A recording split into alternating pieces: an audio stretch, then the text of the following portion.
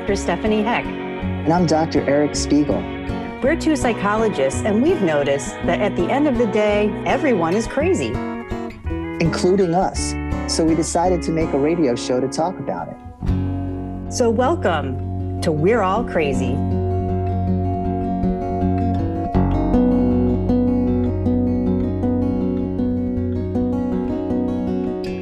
Welcome to the inaugural episode of We're All Crazy. We're excited to have you join us here for a show that talks about mental health and mental illness and what the heck is the difference between the two.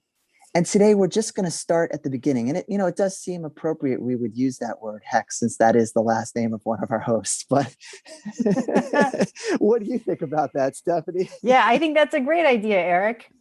So like Eric said, welcome to the first show of We're All Crazy.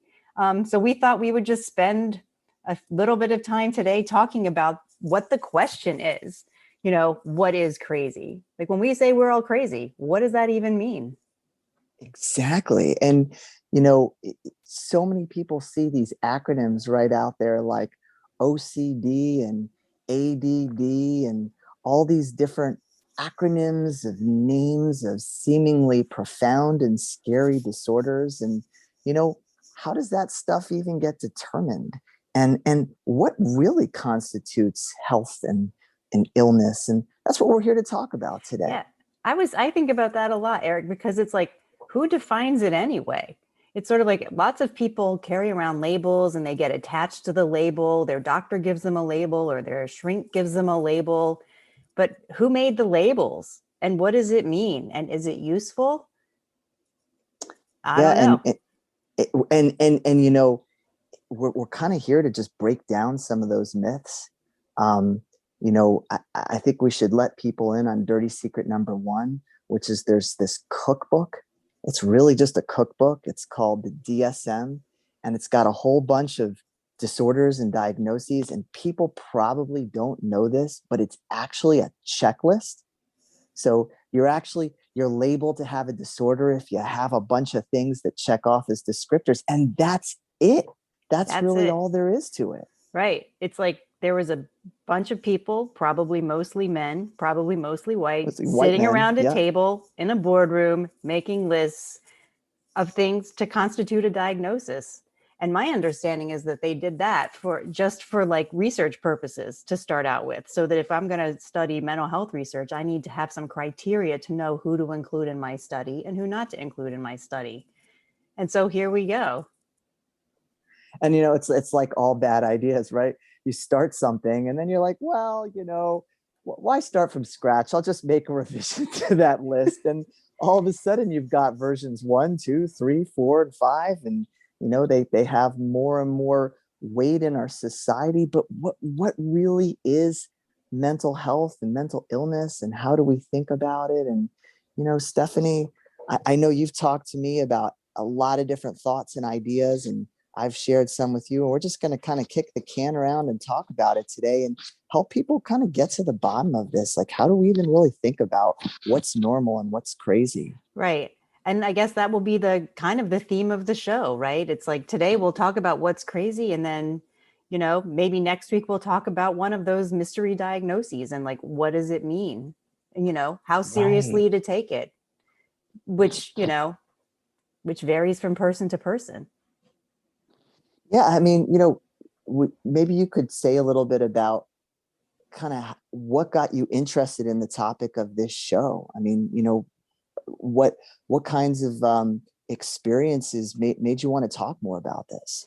Well, for me, like I was the host of the Not So Hidden Agenda for a long time. And like when coronavirus hit, Eric, you remember, because you were one of my guests on that show. It just seemed like, whenever I would bring another mental health professional onto the show to talk to about like what was going on as everybody was going into like this lockdown isolation, and people were having all kinds of experiences that were hard to tolerate and maybe bringing up things that they didn't understand or feelings they hadn't quite had before. It just seemed like even like being able to talk about that on the radio was helpful to people. Like I got a lot of feedback about that. And I started to think, maybe it'd be a good idea to develop a show. And so Eric and I talked about it, and here we are, thinking about like, how can we like get some of these ideas out into the public, so that we can think about like, what do we all go through as humans? Like, how do we understand ourselves? How do we know what's going on with us? How do we know when to look for help? How do we know like what's serious and what's ordinary, especially at a time when the world is crazy, our society is crazy, the political structure feels pretty crazy. There's a lot of economic disparities, right? It's like, it's hard to know, like, even just like, what is mental health when the society is sick? So these are the things that were on my mind when I started to like come up with the idea for like having a show to really talk about like mental health, mental illness, wellness, all of those things. And it's such a great point you're making, Stephanie, about this moment in time and why this is really the perfect time to do a show like this. Because, I mean, every time period, every society, every cultural, kind of moment has its own rules about things. But there was something about this pandemic where, for the first time, um, people were like at the beginning, like, hey, wait a second, you mean I'm not supposed to leave my house? I'm not supposed to go to work? And so, kind of all of these seemingly hard written rules about who you're supposed to be and what you're supposed to do in society kind of fell away. And that's why this is a really good moment to start to kind of challenge, what are some of those rules about what constitutes being normal or not being normal? What is even normalcy? How do we think about what it is to be mentally well or to be mentally ill? And I think one of the things we're going to really talk about today is that it's not like some category. It's not like, oh, you've got this disorder and boom. It's actually that wellness and illness is really one gigantic dimensional continuum. And we're not talking about like dimensions of time and space and Earth 1 and Earth 2. We're actually just sort of talking about like a spectrum of things. So it's like if you take happiness and you put it on a scale of 1 to 10, why do we think about happiness as either being a 1 or being a 10? What's it like to be a 4 or a 5 or a 6? And that's really kind of the idea, is to just sort of dispel some of those myths about what constitutes well-being. Yeah, exactly. Eric, you're reminding me of kind of like the other reason, like why I kind of thought of the title of the show is We're All Crazy, is that it was inspired by something that my mentor, Nancy McWilliams, says kind of often. I think she even might say it in one of her books, but I've certainly heard her say it many times. What she'll say is, we're all crazy.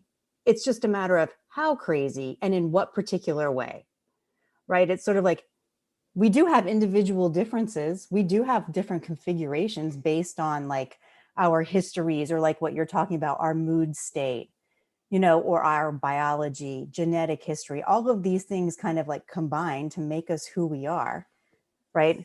And I mean, and in my mind, they're kind of equally important. And you're saying that makes me think of like, how is it that you have a family, right, where one or both parents is really kind of domineering and it's a really strict family, and you have two children, and one child grows up and rebels against those structures and has some growing pains and some difficulties finding themselves as they're really trying to kind of go against these very sort of hard and fast rules.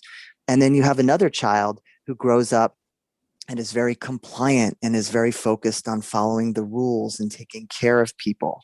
And you have two adult children, each of whom has their own mental health issues, who came from that same family. And how do we think about each? How do we think about their strengths, their growth edges? I mean, in a nutshell, that's kind of the kind of heart of this show, is sort of thinking about like, how do people become the way that they are, and what even kind of constitutes their sense of health and their sense of difficulty. Yeah, and you're making me like, I also am thinking as I'm listening to you that it's like, it's important to talk about this stuff because it's like, in some ways, like what we call crazy, and I mean, maybe that's kind of the point that we're trying to make here, is actually like pretty normal. Like, it's, all of the things that, in one person become symptoms, and like maybe, like you're saying, there are two siblings who grew up in the same family and one person has quote unquote symptoms and the other person doesn't. Often there's a reason for it, or at least there's a way to like understand it, you know?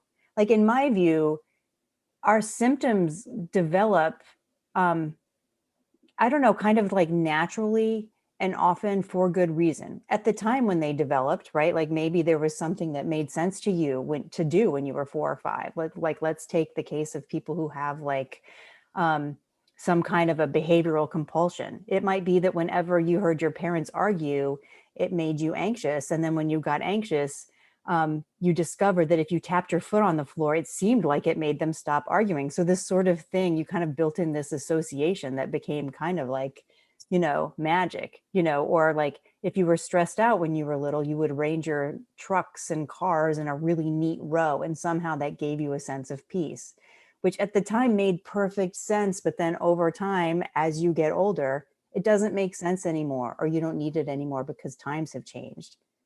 But something that I think about often is I think Freud used to talk about how the unconscious doesn't know the passage of time. So those things kind of can stick it out, even though times have changed. But it's almost like some part of your mind hasn't caught up with that yet. Right. So then you end Those up feeling kind of crazy, but it didn't start out that way. those are such great examples, and what you're saying about the unconscious doesn't know the passage of time.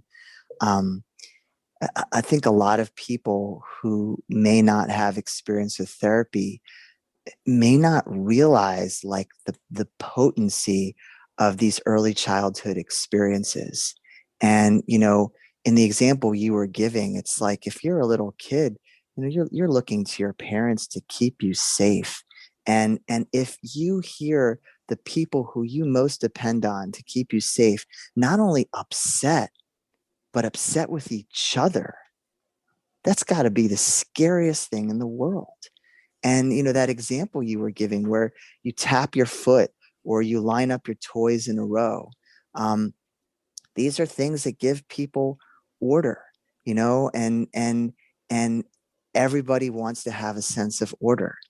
And I mean, maybe I'm just kind of going off of your example. I mean, maybe you could even talk more about like how that plays out in adulthood, like somebody who felt scared as a child and came up with those kinds of behaviors to kind of protect themselves. I mean, like maybe just to sort of orient our listeners, how might that sort of play out in adulthood in a way that people might recognize? Yeah, that's a great question.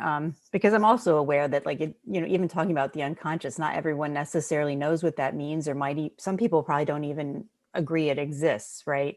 Um, Right. but I can just tell you some examples from things that I've seen, kind of like in general, over the 20 something years that I've been practicing psychology, is that you might have someone come in and talk about um, strange, like behaviors that they do that they feel are strange, right?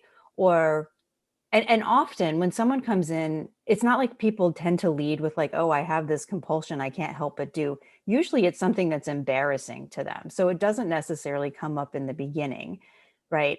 But eventually I might hear something about how someone can't leave a room without tapping whatever, the top right corner of the rug, or with their foot, right? Or that they have to kind of like run their fingers in a certain pattern along the wall, or like there's a certain way in which, I mean, I'm trying to think of some that aren't kind of like that would feel like unusual to people. I don't know. It could be anything. It could be like needing to count in a series of numbers for a certain amount of time, or like only like believing in things, believing it's bad luck to do something that's not in threes, right? You have to do every action in threes, right? That these kinds of things that are something that we would say, like, ultimately, if they get in the way of your daily life, could become what we would say are compulsion, right?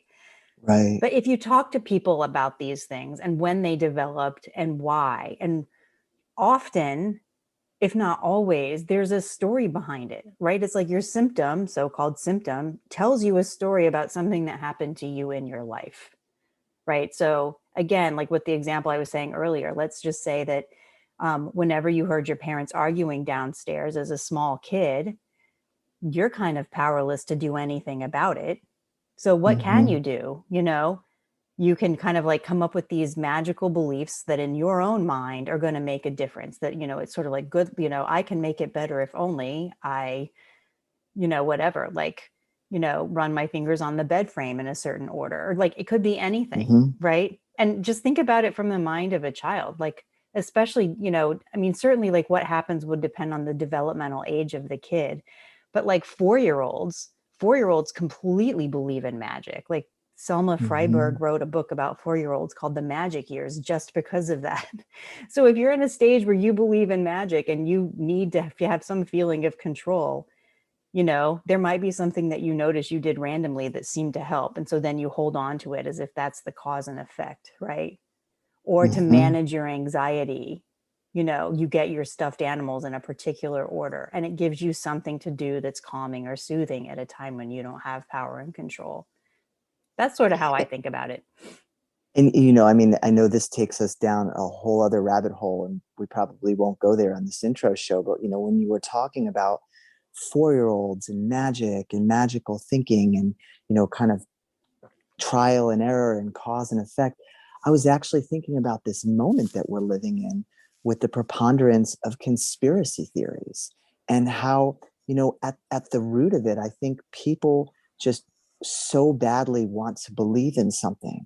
And so, you have to say to yourself, well, why do people want to do that? They want to believe that there's some kind of fantastical way of thinking or something happening that makes everything safe and explainable. So, I mean, in a way, some of these kind of adult tendencies or these moments in history can really be explained by experiences as kids, and wanting to feel safe. And of course, we're not saying that all people who believe in conspiracy theories are doing that for that reason, but I think just kind of trying to sort of explain that maybe, look, the child mind and the adult mind are not as distinct and separate as we'd like to believe. And I think this is kind of another thing that maybe may feel new to some listeners. But at the root of so much of what we're talking about is trauma.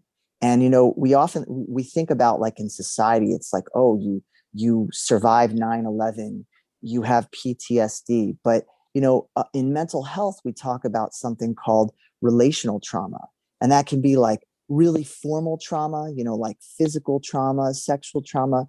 But it can also just be living through upsetting, repeated kind of emotional experiences, and the things that people do to survive that, and the things that people do to feel safe from that. And then you become adults, and it's not like you've just got this one adult mind. I mean, you've got parts of yourself that are still childlike, and they're all kind of trying to coexist, and that's really kind of how some of the stuff presents as adults. Yeah. It's sort of another way that I think about what you're saying, Eric, is like, what shape did your pain take? Right. It's sort of like, it's like if you want to look at symptoms, it's really, or kind of like things that people kind of, that make people not feel good about themselves, let's just say. Usually, again, it's explainable, and it's often explainable by like, what method did you use to cope with pain? Or are you still using, or had you used in the past? Right. And sometimes these Mhm. things get kind of like embedded in there. And it is amazing how, like, through psychotherapy, like one thing I think about, in psychotherapy is that one of the aims is, of course, this, Eric, like just the retelling of the story, right? To go back and tell your story about who you are and what happened to you, but from your current present adult mind. I mean, I only work with adults. I don't work with kids. That's a whole other ballgame when you're working with little kids, Mhm. right? But Mhm. working with an adult around whatever a symptom is, usually they will come to understand why that particular symptom made sense, right? But then you can go back and look at it with your adult mind right now and say, hey, do I still need that? I've been Mhm. doing this all along because it's been almost like habitual, and it makes sense when I look back, but really, wow, times have changed. And so it's sort of like, again, in the zone of like thinking about like, what is crazy, or when we talk about like, we're all crazy, I guess part of me wants to just like normalize it, and say like, sure, yeah, me too. Like you've got it, I've got it, you've got it that way, I've got it this way. And that's okay. And we can understand it and we can look at it and we can learn from it. And honestly, Eric, the more that we are able to do that with ourselves, the more tolerant we are of everybody else. And maybe this is always like my secret aim as a psychologist, is sort of like the more that you can tolerate your pain and see it as not crazy and see that it makes sense, the more that you don't have to label your neighbor as crazy, the more you can kind of start to understand, like, why do we do what we do? You know, you've got your stuff, then you can see that they've got their stuff, and it's okay. It's like, not to be Yeah, and on a soapbox, but that's really how I think about it. I had so many reactions when we were talking about that. That the metaphor that comes to my mind is, you know, that you've got this kind of dirt that's under a rock, and you know, dirt is just dirt. But you come to believe as a kid that the dirt is bad and the dirt is shameful. And really at the root of so much of this stuff is shame. And I know we're going to talk about that. And then it's like, okay, you put the rock over the dirt and you do not pull this rock back for 20, 30 years. And the whole time you're just telling yourself in your head, boy, have I got some really bad dirt underneath this rock. And then the dirt just grows in magnitude and scariness. And then really at the core, as therapists, all we're really doing is we're helping our clients to feel safe enough to tell the story about the dirt. So the amazing thing is, it's not like we have to tell them something, you know, profound and mind-blowing. It's just that they need to get out of their heads to start to tell the story. And so sometimes, you know, just telling the story, people feel better. They're like, hey, wait a second. It didn't sound as bad when I put that into words. Or maybe, you know, we say something just as small as, hey, did you notice that your voice cracked when you said it that way? Or did you notice that you put that real strong emphasis on that word, like I was bad? And hey, wow, did you hear your voice when you said that? And all of a sudden what happens is, as they start to kind of peek that rock up, they're like, hey, wait a second, this is just dirt. You know, it's not what I thought it was. But the first part is just starting to help people to feel comfortable enough to tell the story and to begin to be curious about, you know, hey, could there be another way of looking at that story? Exactly. And it's sort of like, you know, obviously on this show, like we're not here to hear the about the dirt under the rock for each individual listener. But I at least hope that we can kind of like normalize that there's dirt under your rock and under my rock and under everyone's rock. And none of it is as bad as you thought. And in fact, it's Right. what makes us human, right? It's sort of like, you know, we all have all of it, right? Again, it's just a matter of like, in what particular way, like, what's your combination? This is my Mm-hmm. combination. It's not that any one of us gets off without it, you know? I Yeah, and mean, you know, sometimes I just feel like people are so afraid of their dirt that they're, you know, fantasizing in their mind about what everybody else is going to think about their dirt.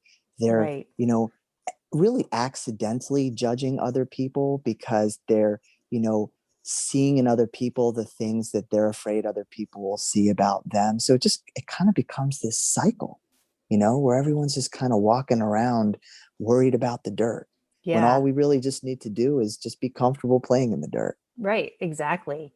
And you know, for listeners who've been in therapy, maybe they've had that experience of having someone really listen intently to them and their story. And maybe like this, it doesn't like it, it's not like it has to happen in the therapy room, because this can happen in all kinds of close relationships where you tell somebody what seems like your dirty, dark secret, and they don't have the reaction that you imagine they will have. You know, most often, especially if they're comfortable with their playing in their own dirt, they'll have some compassion for you, you know, and sort of like where, like, you know, the intersection of, you mentioned earlier, shame. It's sort of like what happens when shame meets compassion, because shame can become this ugly monster that will just take over and make everything about you bad. But then when it's hit with compassion or it's shown the light of day, it's, I can't think of a case where it can't be understood and reframed personally.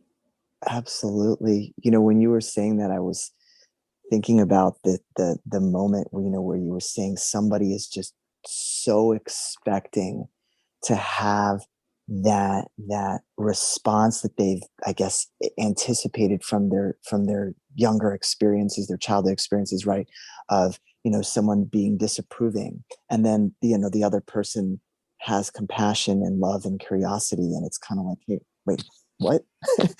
That wasn't supposed to happen. I mean, I'm just curious, as a therapist, and obviously as someone who's living life on this planet Earth, we're all in relationships. I mean, what has been your experience of that? What do you feel people can learn from that kind of moment?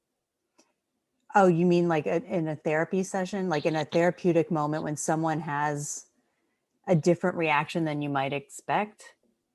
Yeah, and you Yeah. you were talking about how, like, Yeah. it's not just in therapy. It could be like, someone Yeah. finds a partner who's reacting to them differently, and we might, obviously we go through that in our lives, but we might hear about that in a therapy room. But I just think that was so important that you said that, because that's such a powerful moment, and really worth kind of thinking about, like, what happens in those Right. moments. What happens in those moments? It's sort of like those moments when, I imagine that, it's like the first time there'd probably be a way to like think about it, right? Because we all sort of try to make our story consistent.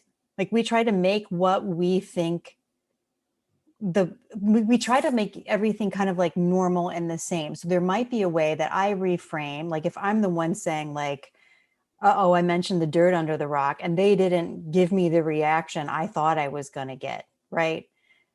Do I accept that as new information and integrate it into myself and this whole like assimilation, accommodation, if you ever studied cognitive development kind of system, like I take in new information and I make room for it and integrate it? Can I do that?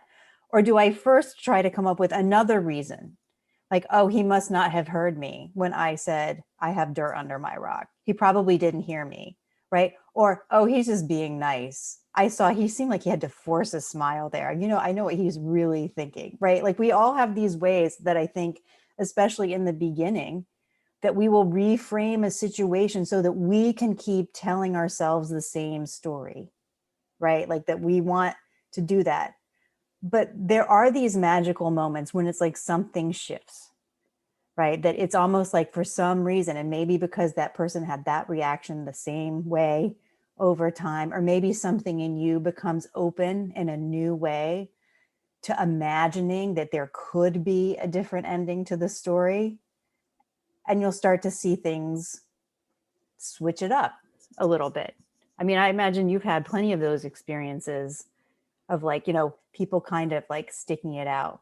I mean, that gets into a whole other thing that maybe we'll talk about in a future episode of like scripts and how we scripts and co-conspirators, right? That we try to elicit people to react to us the way that we expect them to.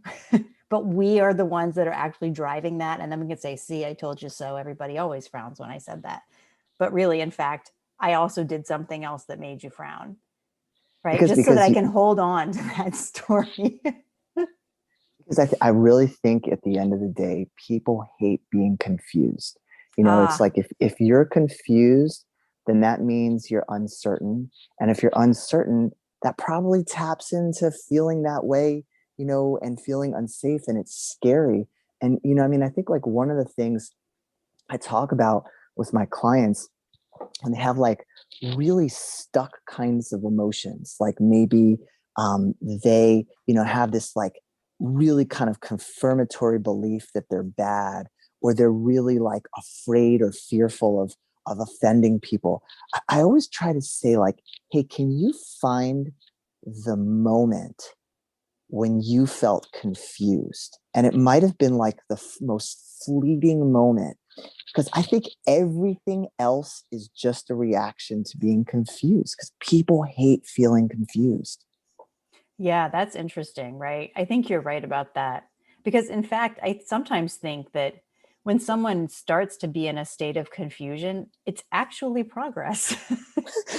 Right? It can be, right? It's sort of like Yeah, that. It's sort of like all of a sudden you're kind of at least taking in that something was a little bit different, right? That your right, reaction, you're feeling confused because you thought your partner would yell at you when in fact then they hugged you.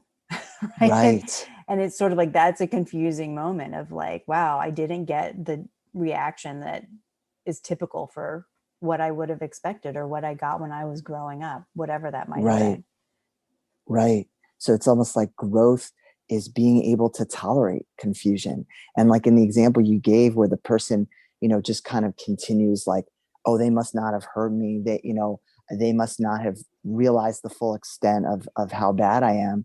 It's like, it's so scary to consider that I mean, and this comes back to what you were saying earlier, right? About like these behaviors we have, like in their origins, like they actually have adaptive value. So it's like to actually stop yourself and be like, oh, well, maybe they did get it all. And maybe they just have a different perspective. Like that's really scary.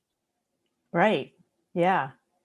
You're like this whole conversation is reminding me of this book by this guy Joseph Burgo. I think he's a psychoanalyst, but he wrote this book, this really little, easy to understand book called "Why Do I Do That?" Have you heard of this book? No, no, No. tell the listeners Well, about it. anyway, it's if you want to check it out, it's sort of like a book where he kind of talks about things like defense mechanisms or whatever. It's sort of like, and people often have that question, right? It's sort of like I notice I do this thing, but I don't know why, right? And then there's like a tone to the question often. I imagine you see this in your office, Eric. I know I do, that someone will come in with the question, why do I do that? But they ask it in this tone that's almost mad at themselves. Like, why do I do that? Why do I do that? And the beginning of the work is often to ask the same question in a different tone, right? A tone that's sort of like genuine curiosity, because it's actually, in fact, a great question. It doesn't have to be an accusation. It can just be something you wonder. Why do I do that? I mean, why do I do that? Like, because there's a reason and we can know it, and then you can decide if you want to do it anymore. Like, it doesn't have to be an assault on yourself, this question. So anyway, that's one thing I like about this book, because first of all, it's a great question, and second of all, there are ways we can answer it, right? And it's not so bad. The dirt under your rock isn't wrong. Like, it's not bad to have it there. It's just ordinary. It's probably just for some people really unfamiliar to just ask yourself like these neutral questions. I mean, I know that this is, there's so many offshoots that we can go in, and I'm excited in these future episodes we're going to really go down that route. But I know that both of us have an interest in attachment and development, and I think like for a lot of people, when you're kind of going through the ups and downs of growing up and figuring things out, um, sometimes it's easier to just kind of turn off your curiosity, even though it kind of goes against like I think the way that we're wired.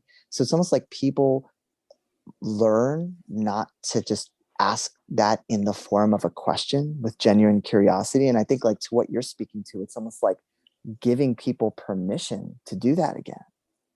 Yeah. I mean, curiosity. I mean, to me, if there's one state to occupy, like that I think can be the most associated with like healing or wellness or mental, sort of like mental health, to me, it's the state of curiosity. Even with Right. couples or families, it's sort of like the more you can stay in a position of genuine curiosity about yourself, about other people in your life, about your children, the less personally you take things. Like, the world doesn't hurt as badly, and you don't hurt people in the world as badly when you're just curious about it. Like, and almost Right. that's where it can be more fun. There's more lightheartedness, right? If I'm curious about, why my kid like drew on the wall, right? That's going to be a different way of approaching your child than just being angry. Doesn't mean in the end Uh-huh. you don't have to clean it up or teach them not to do that anymore and why. Uh-huh. The curiosity frame it's sort of like it looks at the world just through a slightly gentler lens. Uh-huh.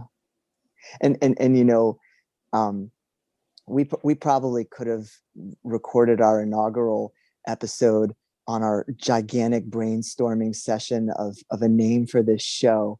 But I remember that, you know, when we were doing that, we kind of kept coming back to the word curious and Mm-hmm. curiosity. And I think like in some ways, one of the reasons we called this show the name that we did, We're All Crazy, is because it's almost like that's the initial step that you have to take to be curious. You know, if you can just have a different way of seeing or understanding yourself that isn't as shame-based, judgmental, then it like actually gives you permission to be curious. Like, wait a second, you know, if we're all crazy, you know, if I'm not this um totally damaged person, so much more so than anybody else, then it's actually it's okay to begin to ask questions. Exactly. Exactly.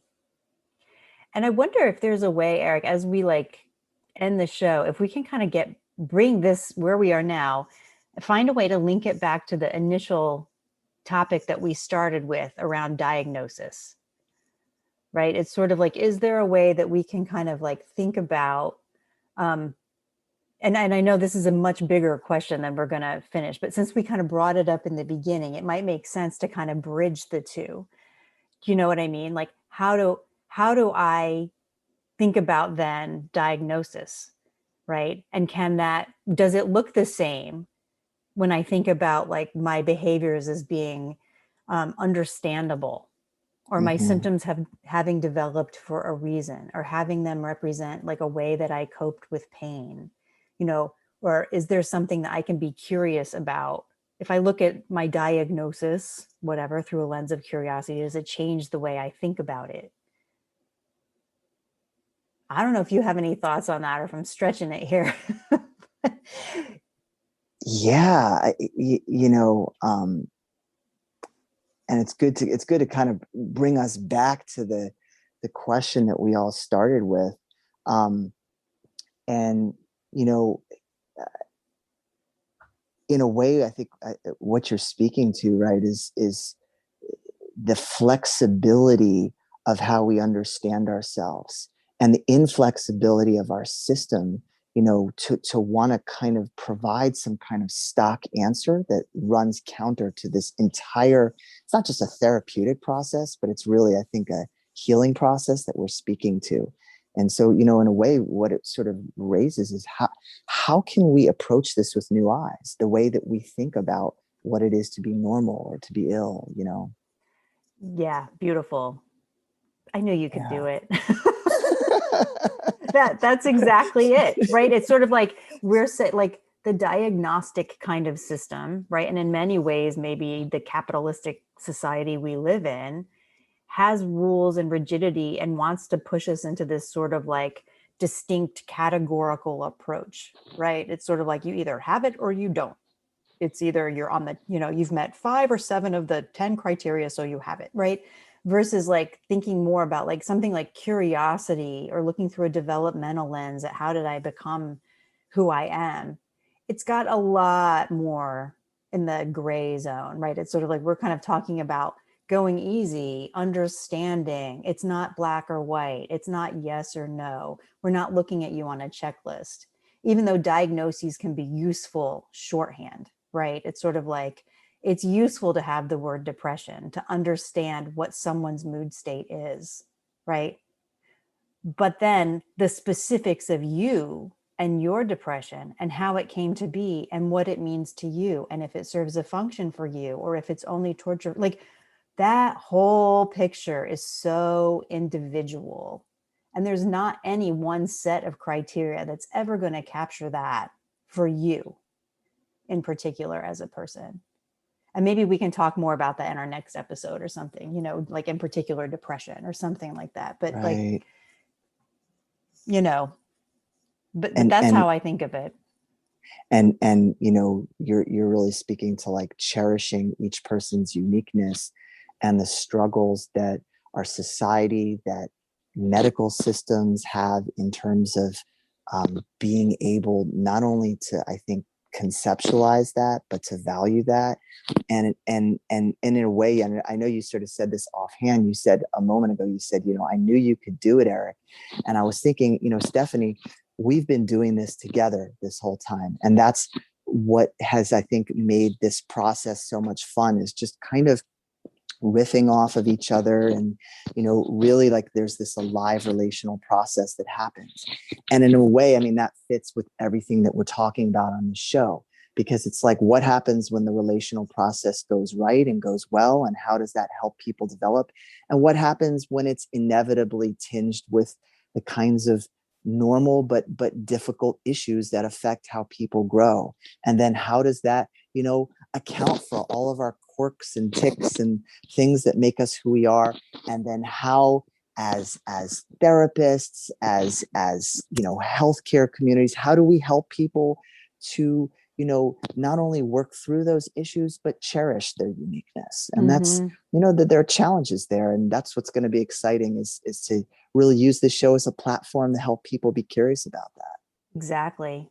Right. And even just to notice, to know it's there, right? It's sort of like that there's a different way of looking at things, it's sort of like your diagnosis, if you have one, could be a useful way. It could be validating. It could be a useful way to understand yourself, but it's not the whole story, right?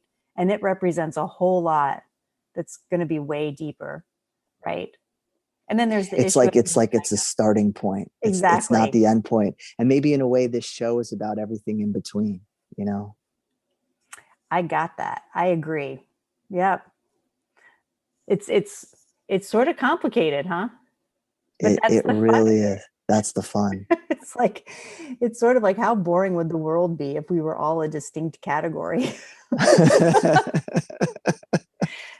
Like, we need our uniqueness and we need our quirks, and, embrace the crazy. Like, it's not something to get rid of. It's something to kind of like use and enjoy.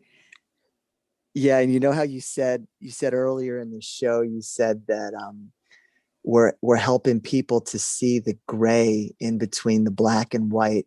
But the irony is that the gray is really colorful. Ah, true. It is. Right. It definitely is. I think that the more that you kind of like can be in that space, the more at ease you are with yourself, the more at ease you are with other people, the more fun you can have, the more creative you are, And I often feel like our culture has kind of done everyone a disservice by kind of becoming so categorical. It's sort of like there's the good doers and the evil doers. It's sort of like as if we can just kind of break things down into two groups, which just isn't true. And it sort of ruins everything if you think about it like that. Like, right, we all have the capacity for all of it. Like, at any moment, I could do something terrible without understanding, and I'd have to pause and get a grip, right? Yeah, there's this movie from the late 80s called Defending Your Life with Albert Brooks and Meryl Streep. Have you seen that movie? No. So, basically in the movie, everybody who dies goes to this place where, their life is reviewed with these heavenly counselors, and they determine if they're going to go to heaven or hell. And it kind of pokes fun at that process and looks at the inconsistencies. But one of the funny things is the seeming expert in this place, tells the protagonist that he's only used 3% of his brain, and that, human beings can only use, I don't remember the exact number, maybe like 5% of their brain. But, I think if that's true, we're trying to help people get to maybe 3.5 or 4%. Maybe if we really get going with this, we'll hit 5. But. There we go. Well, that's a great goal. If you tune in next week, we will help you use another 0.5% of your. So don't forget us. We will be here on Sundays at 5:00 on G-Town Radio, Germantown, or is it G-Town Radio, Germantown Community Radio? Both of those, I suppose. Well, like fitting with this show, many names, many experiences. Either way, you're going to tune in to 92.9 FM WGGT-LP Philadelphia and listen to us next week and find out more ways that we're all crazy. What do you say, Eric? Sounds good. Okay. We'll see you all next week. See you next week.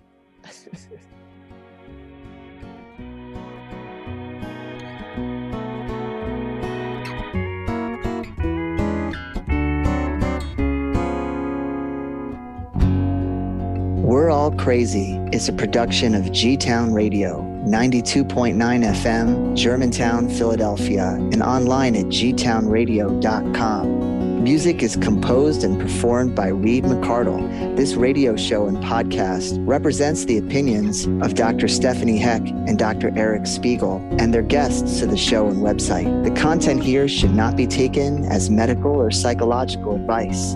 Views and opinions are our own and do not represent that of our places of work or of G-Town Radio. While we make every effort to ensure that the information we are sharing is accurate, we welcome any comments, suggestions, or correction of errors. Privacy is of utmost importance to us. All people, places, and scenarios mentioned in the radio show podcast have been changed to protect patient confidentiality. This podcast radio show should not be used in any legal capacity whatsoever, including, but not limited to, establishing standard of care in a legal sense or as a basis for expert witness testimony.